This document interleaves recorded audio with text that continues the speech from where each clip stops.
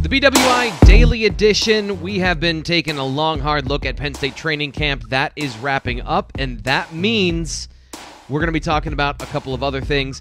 And one of my favorite things to talk about, one of my favorite people to talk about and talk with, is Ryan Snyder of Blue White Illustrated, our recruiting insider. He's here to break down the most interesting games tonight and this weekend in the high school football season with Penn State recruits and across the region. So, Ryan, thanks for coming on. Thanks for helping me end the week the right way on the BWI Daily Edition.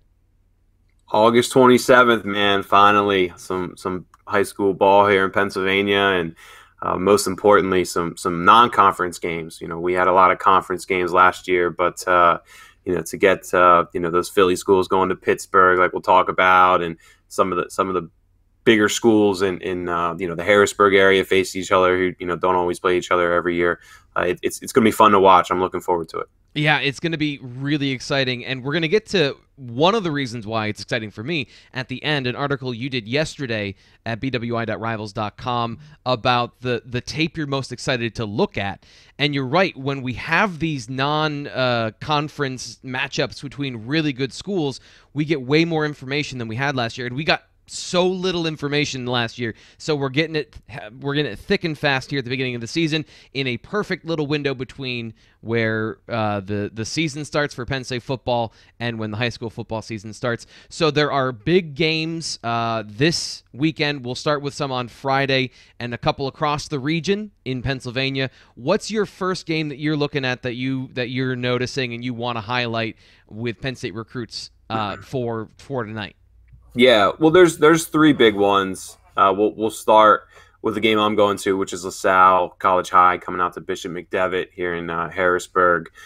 Abdul Carter, man, the linebacker from LaSalle. We've talked about him a lot in different podcasts and all over the website. He killed it at camp this year, 4.5 40, 4.4 second shuttle at 230 pounds. I mean, those are truly on a different level than the majority of linebackers, at least throughout the region, and I would venture to say on the East Coast this year. So that's a big reason why he ended up at Penn State, coming to the camp and putting up those kind of numbers. And now we're going to get to see him transition, obviously take those numbers and see what he can do on the field. Last year, watching his film, and you've pointed this out, T. Frank, for his skill and athleticism and whatnot, we saw bits and pieces of it, but there's still more to learn, especially with his aggression and just kind of being more confident, as a player. So I'm looking forward to kind of seeing, now he's a Penn State commit, his recruitment's behind him, if he can kind of put that to bed and really just kind of focus on his game to get better. So watching him come out and play a solid Bishop McDevitt squad that has three Division I prospects of its own. Marquise Williams, 2023 Rivals 250 running backs, the one that I think most Penn State fans know already. Yeah, he has a Penn State offer. Didn't visit this year, but I do expect him to get on campus at some point for a game this season. Gabriel Rena is a 2023 offensive lineman. He has a Virginia Tech offer already. Did camp at Penn State. Had a pretty good showing, and I do think he's someone who could get an offer at some point down the road. And then Stone Saunders, this 2025 quarterback that everybody's kind of raving about right now. He did a bunch of 2025. I know. But did you say quarterback? We got to stop everything now. We got to talk in depth about the quarterback. He did come. Yeah. You were about to say he did camp this season with Penn State, right? Yeah, exactly. Yeah, he came up and he camped at a couple of schools. I know Michigan was another one, and Michigan already they made the move and offered, which I think Penn State will do at some point. I think they just want to obviously see some high school games, which makes sense. He hasn't really played at this level yet. So, but I'm really this is my first chance getting a up close look at him. So really excited to see that. And then again we have an elite quarterback, we have an elite running back, and an elite offensive lineman going against a Penn State linebacker commit. A little bit of everything there as far as what we can learn as far as Abdul Carter. So that's why I chose this game. But there's so many, man. We'll get into a couple others even outside the region. This is one of the better high school weekends, at least from what I've seen so far when I look down to the schedule. Yeah, and by the way, a total side note to what we're talking about here, if you want to wet your whistle before the lineup tonight on Friday, there is already Drew Aller film out there if you want to go watch him in the Medina Bees. He played and won last weekend and was pretty impressive. I had some thoughts about him I threw up on Twitter in that game, so we're already getting more data points. We're already getting more information about these recruits. You're so excited. I'm so excited. Oh my gosh, I'm so excited to see new film and to get a better idea of what these guys are like. And you're right, Abdul Carter, that's a really big one for me that I want to see what his progression from the mental side of things are, because a young linebacker, it's a tough position. So that's one when, I was in those videos when you watch the breakdowns, just remember some of these guys that we're looking at their film from pretty early in their career. The next game that we're going to be talking about is another one on the other this one is still in Harrisburg. It's Central Dauphin and Manheim Township. Another guy that I think is a real wild card in this class is Mehki Flowers. He's going to be in this game. Tell us a little bit about the rest of what's going on in this game between Central Dauphin and Manheim. Well, to clarify, it's Central Dauphin East. There's two CD schools. Thank you. Central Dauphin East. So Mehki obviously played for Steel High last year, took him to a state championship. Everything you could ask for last season, Mehki delivered on. Big plays throughout the playoffs. I mean, really took his team to that state championship, and then delivered in the state championship too. But that was also at 1A level, and I'm not trying to knock on some of the smaller schools, but he was the superstar basically every single game he played in. And now he will still be that superstar in pretty much all of these games. But tonight, for example, he's going to get to go against Anthony Ivey, another Penn State commit who plays for Manheim Township. So just playing at a different level it helps a lot, at least in my opinion, because a lot of the schools at the 6A level, they won't have a ton of Division I stars. There's a reason guys are Division I. They're I want to say few and far between, because there's a lot of them, but when you look at the whole high school landscape, they're still 2% of the whole landscape, like I said. But anyway, these 6A schools, they do have a lot of Division II players, Division I AA guys, and they're just a lot deeper. A lot of these rosters have 50, 60, 70 players compared to some of the smaller schools that are putting 30 guys out there. So just looking forward to seeing what Mehki can do at this level. We know what Anthony Ivey can do. He was excellent last year, 540 yards receiving, 23 receptions, and 8 touchdowns in just 4 games. So I know all about Ivey. I've seen him play 3 times now, and I've seen Mehki play a couple of times too. But on this level is what I'm looking forward to seeing. Greg Pickle's going to actually attend this game for us, so he should have some good feedback and highlights here in the days to come. Looking forward to that one, and looking forward to seeing what Mehki can do. Especially, I think it's a good test to have Anthony Ivey on the other side. That is going to be a really interesting matchup, because Penn State looks at Flowers as a safety primarily right now, right? That's been his recruiting process, and so that's going to be interesting to see. You're right. We know what Anthony Ivey is. He's a deep threat. He's a speed guy. I want to see what Mehki Flowers does when he's got some real challenges on the field on the defensive side of the ball, because the instincts are great. It's just now what else is there? That's going to be a great matchup. And then a big one on this one's on the other side of the state, and it's it's one that has a ton of prospects in it. Imhotep Charter and Pittsburgh Catholic. This one's going down in Pittsburgh. Tell us, we got a list of guys here in this one, right? Yeah. Honestly, my family's from Harrisburg. I got to be in Harrisburg for some other things this weekend. But this is the one I kind of want to attend. Now, I will say I'm going to probably see Imhotep. I'm definitely going to see Imhotep play probably 2 or 3 times this year. I'm thinking actually maybe next weekend when DeMatha comes up to Philadelphia, and I'm sure we'll discuss that then. But, Pittsburgh Central Catholic's always one of the top schools in 6A. In my opinion, Pittsburgh Central Catholic probably should have been in the state championship last year. They had to forfeit in the quarterfinal round, I believe, against McDowell. McDowell ended up playing Central York, Bo Perbula. I would have loved to have seen Pittsburgh Central Catholic and Central York there in the semifinals. And, that would have been a good game. That would have probably either one of those teams could win. But my point is that PCC could have been a state championship caliber team last year, and they had to forfeit. So now a good chunk of those players are back. Donovan Hinish is a defensive tackle commit to Notre Dame. And there's a really good 2024 linebacker, Anthony Specca. I believe he had 48 tackles in about 8 games last year, which was pretty good for a freshman. And PCC is always just deep, man. They'll have a ton of 1AA guys and Division II guys. The roster's stacked with a bunch of solid college players. And then, of course, Imhotep Charter. I think every Penn State fan who follows this closely knows all about Imhotep out in Philadelphia. Keon Wiley, Penn State's loan commitment from that roster, but there's a ton of guys that they've offered. Eni White, of course, is the #1 player in Pennsylvania. He's going to head south. It won't end up at Penn State, but he's another top guy playing in that game. Ramir Stewart is probably the top uncommitted guy for 2023 that Penn State fans will have to get to know. But there's other ones too. Kenneth, I think it's Woosley. I gotta learn how to pronounce his last name. I don't want to be butchering that, so sorry, Ken, if I did. But really good 2024 defensive back. And then also Zamir Mathis is an up-and-coming defensive end that Penn State fans are going to get to know. Penn State's obviously offered already all 3 of those players. So just Imhotep stack, man. They're going to have, out of their 11 defensive guys, at least half of them, maybe more, are going to play 1AA, Division I, and a bunch of guys will play Division II too. So these are just 2 really deep programs they're facing each other to start the season. So if you live out in Pittsburgh, I would definitely check this game out tonight. So there's a bunch of great stuff going on, and I'm glad you're highlighting 22 and 23 because for a lot of the class, 23 and 24, because a lot of the class of 2022, we've done some good work on. They're obviously a bunch of committed guys, and a lot of that information too is in the latest edition of Blue White Illustrated, which you can pick up wherever you get your magazines. We got some scattered around town. I was dropping them off at local businesses, so if you see this guy. Blue White Illustrated out there, maybe if you're going to get your milk or ice cream, that'll give you a hint where you can find one. You can pick up a free copy of Blue White Illustrated, and Ryan's got a great breakdown of a bunch of guys we're going to get to here from Dennis-Sutton. We've got all kinds of stuff on recruiting, so this magazine is the one you want if you're listening to this show.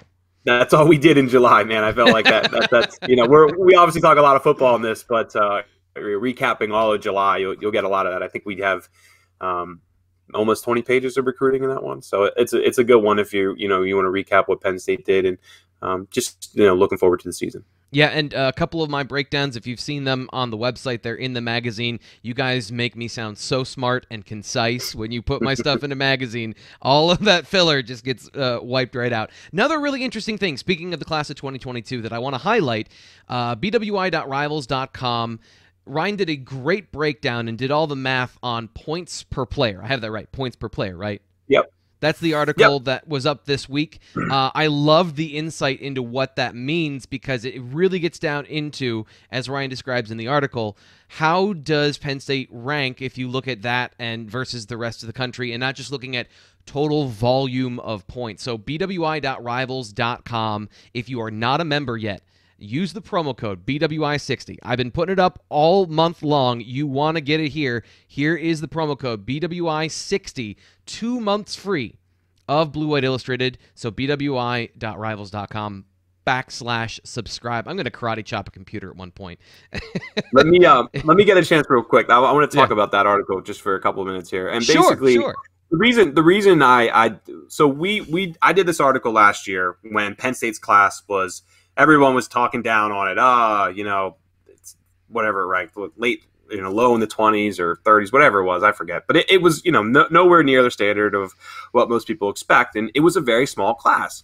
And the way these Rivals rankings work in other schools or in other sites too is it's a combination of quantity and quality. Okay, right. And because of that quantity factor, which I personally think is weighed too heavily into our system. That class is going to be low because it doesn't reach 20 players, and you can read the article to go into those specifics. But anyway, I painted the picture last year that Penn State's class was basically pretty much on par with what it's always been. Its average point per player last year was 98.62, and this year's is 98.58 or something like that. It's pretty much identical. And now Penn State has a ton of commitments now compared to all these other schools, and they rank 17th, in average points per player. And the way I look at reason I use average points per player is because it basically eliminates that quantity factor. And it's looking at specifically, however many players you have, obviously this is the average. You guys know this already. And it gets down to just who is bringing in the best talent, regardless of how many players are committed. So with Penn State being at 98, it's 98.58 right now. And there's a ton of schools above them that have 13 commits, 9 commits, 10 commits. They're all going to drop as they add more 3-stars down the road and whatnot. And Penn State will move up. I think they'll be kind of right on the fringe of top 10 and APP. And personally, what I would just like to see down the road is this be a sortable way of ranking classes. So, we have the normal ranking. We have average star rating. And I think this would be another good thing to sort them by, for fans who are, for schools who just don't reach that 20 commitment threshold. I think fans, of a school, say Oklahoma last year, I think they had 16 commits. They ranked 13th in the nation, but their APP was like number 4, number 5. So right.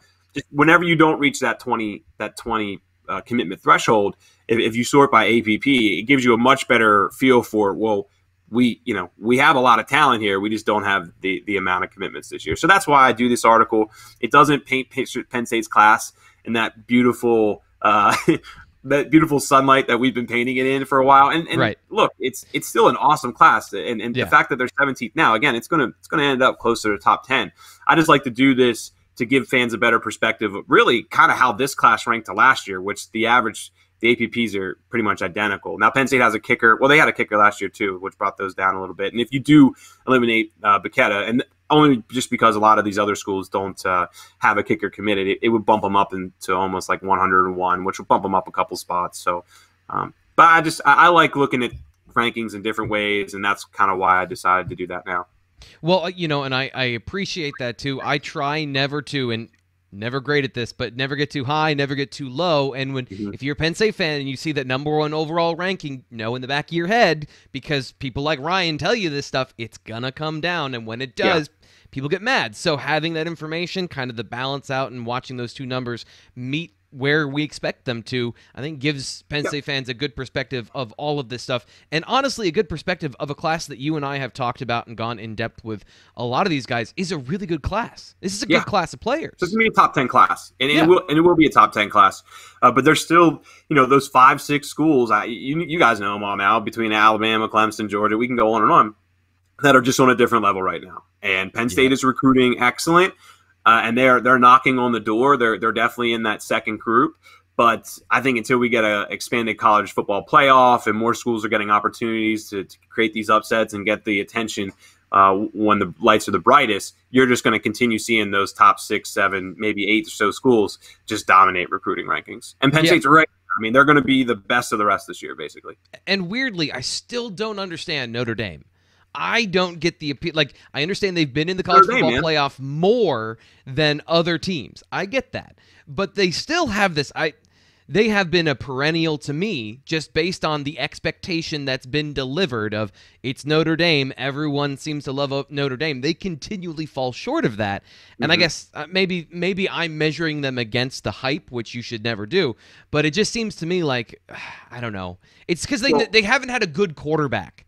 They have not developed a good quarterback, and I think that's a big problem of the system there at Notre Dame. There's only 3-4 elite quarterbacks every year in the recruiting world, and they tend to go to the same couple schools. One thing I will say is Notre Dame's 11th in APP, so they are pretty much right there where I project Penn State to be once these other schools add commitments and their numbers come down.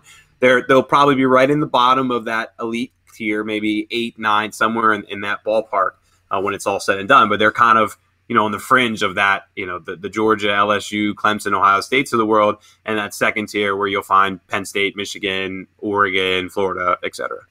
Ryan Snyder, he is our insider here on the Blue White Illustrated Daily Edition. I'm your host, Thomas Frank Carr. We're talking about recruiting, and it has been a quiet month here in August when it comes to recruitment. Penn State had a white-hot July, and people were expecting that to continue into August and to the 2023 class. Now, obviously that couldn't continue. That perpetual motion machine couldn't continue. They ran out of spots in class of 22.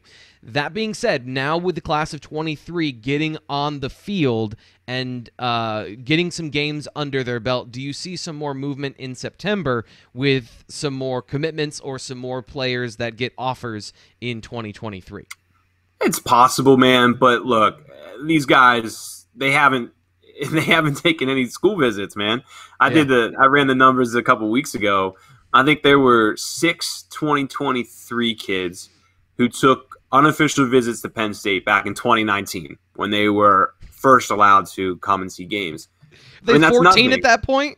That's nothing, man. Yeah. I mean, well, yeah, and that's because they're very young, and you're right. Yeah. But my point is, if they would have been able to take visits last year, there would have been 80 2023 kids, maybe more, that came and saw games. So these guys got to go see games, man. That's so important. They were finally able to get their feet wet this summer.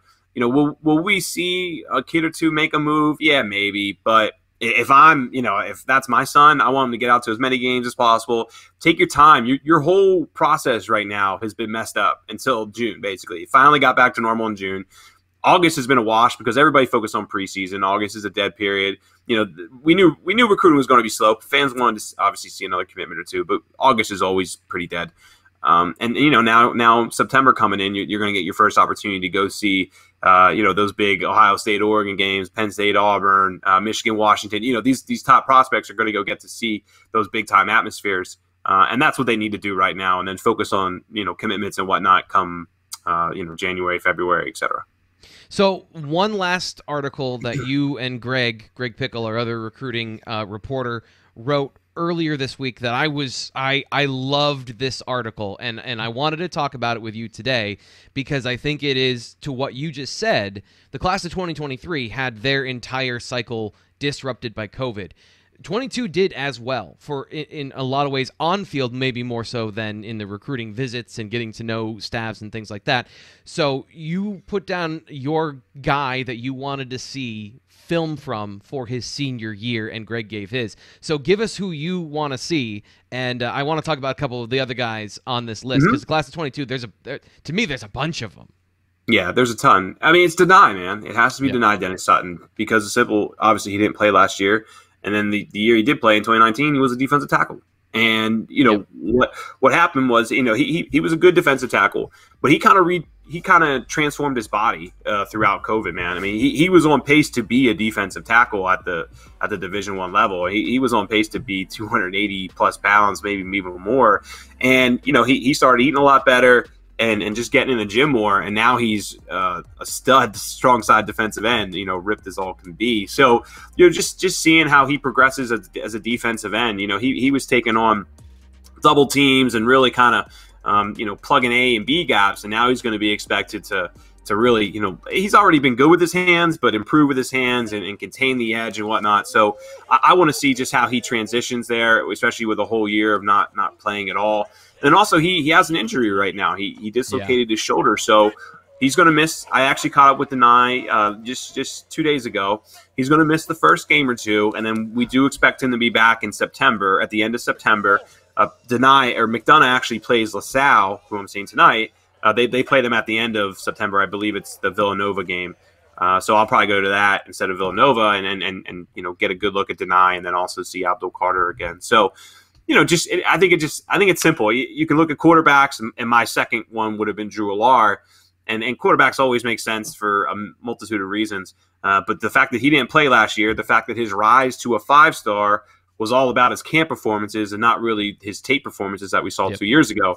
We have to see him kind of put everything together now, and which I think he will. I mean, everything we've seen from this player over the last year has just been perfect. He just gets better and better and better every time we see it. Now I want to see McDonough, who plays some elite schools.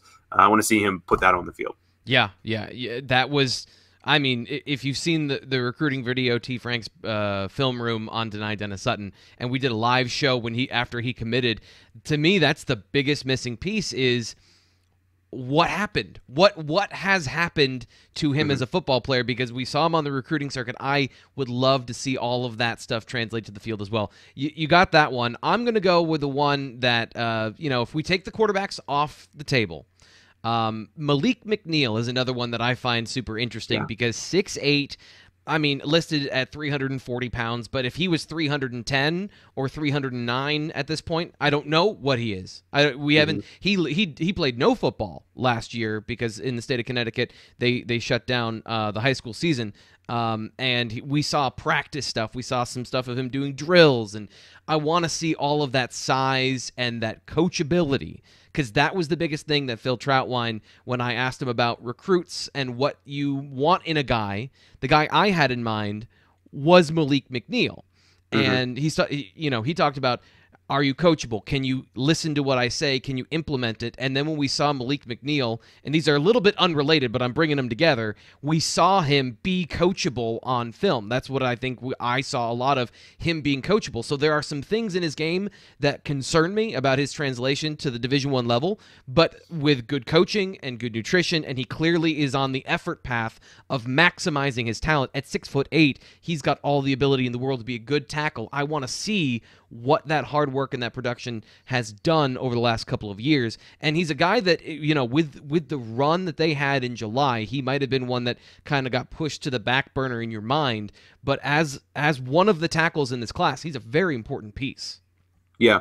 Well, you couldn't tell there. I was trying to find testing numbers here on my phone while you were talking.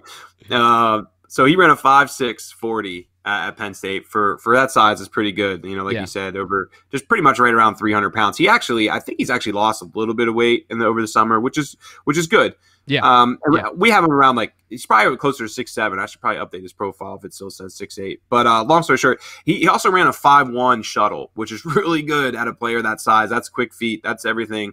I think that number really helped, Penn State. Well, he was already committed, but I think that number surprised Penn State, when he came to camp. So that's good to see. Long reach, all that good stuff. I mean, there's a lot to work with camp-wise that I know Troutwine really likes. And like you said, that 5.1 shuttle number, man, that shows quick feet. And at a player that size, I think he thinks there's a lot to work with.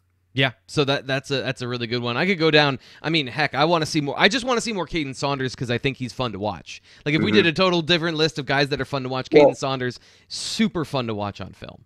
One thing I was going to say is I wanted to end this with just a couple other games that I think fans need to keep an eye on. I mean, just from outside the region, because like I said, this is a stacked weekend with so many non-conference games. Like in Ohio, for example, Caden Saunders is playing Westerville Central. Both Westerville South, which is where Caden plays, and Westerville Central, obviously they're rival schools, but they're also both top 25 schools. I believe Central is 11th and South is around 24th or so. So, just getting the opportunity to see him play another elite squad. Last week, man, he was held and double-teamed and triple-teamed by Warren Harding basically every play. His team ran for 300-plus yards. So, they really focused on shutting down Caden, and then just, the coach decided to pound him up the middle. So that's a big game this upcoming weekend, and we'll get to a pretty good feel for, how they're going to use Caden this year, because, like I said, last week we got nothing out of that. And so, and also Westerville Central has a pretty good quarterback. They don't have too many guys who be able to lock Caden down, but they do have a good quarterback who's committed to Youngstown State. So just kind of curious to see how that game plays out. And then Medina and Avon. Avon's they're an okay program in Ohio, and they got a really good win, though, last week over Brunswick, and it bumped them up pretty high in the rankings. Now both of those schools are top 25 programs. So just seeing how Drew Allard performs in week 2, he admitted his first half last week was kind of shaky, but he led his team on 2 really good drives in that second half to put Warren Harding away, and I think that's they played Warren Harding? No. Yes, they played Warren Harding last week. But anyway, it was good to see him rally and get his team the win last week. Just 2 more games I want to mention. Liberty Christian at Magna Vista. Tyler Johnson plays at Magna Vista, and he's a guy I've raved about. He's another player who came up here and killed it at camp. Liberty Christian's the best team he'll play this year. Now, they don't have a lockdown corner kind of matchup that I'm looking to see, but they do have 5-star offensive lineman Zach Rice. They have Davis Lane, a quarterback who's committed to Virginia, and then a 2025 running back. Yes, there it is again, T. Frank, 2025. He's a freshman who already has a Penn State offer. He has a handful of offers. So that's just the best team that Tyler Johnson's going to face this year. So, keep an eye out for that on Twitter. Look, see what kind of stats and film we get from that game, because that's, if I could go all the way down past Richmond, and I don't know, it's probably like a 6-7 hour drive. If I could do it, I wish I could. because that's going to be our best opportunity to see Tyler Johnson play a top team. And then just one last thing to mention real quick, IMG Academy is on ESPN at 1:30 on Sunday. So Penn State fans want to check out Katron Allen. There's your opportunity to do it. All right, so you've got a full weekend worth of homework if you want to go watch the top Penn State recruits and prospects for the class of 2022, 2023, 2024, and 2025. Ryan Snyder. We'll be talking 2026 soon, I'm sure. Sorry. Oh, please. 8th graders, man. There's already been a couple. They've already offered a couple. I don't wanna do this, but like I was feeling old yesterday when I went to the doctor. I thought I was in great health until he came and called me back and was like, "Hey, you got this, and this," and I'm like, and now we're talking about 2026, guys. Anyway, yeah. I know it happens. Time marches on, and you should be excited about those players. But if you feel old, so do we.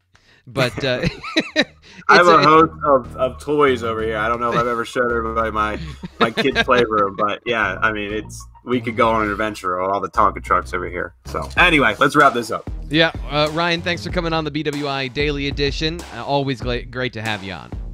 Appreciate it, man. We'll talk to you soon.